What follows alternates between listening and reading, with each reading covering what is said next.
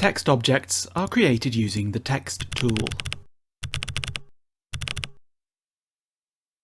Existing text can be edited using the ET hotkey.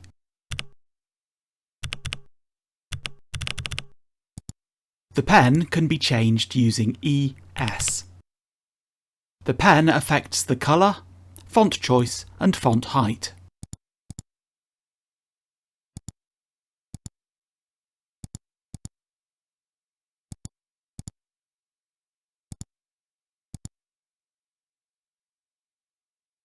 A text object has only a few properties.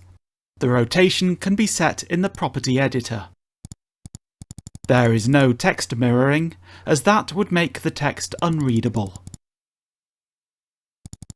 Like any other object, a text object has a bounding box.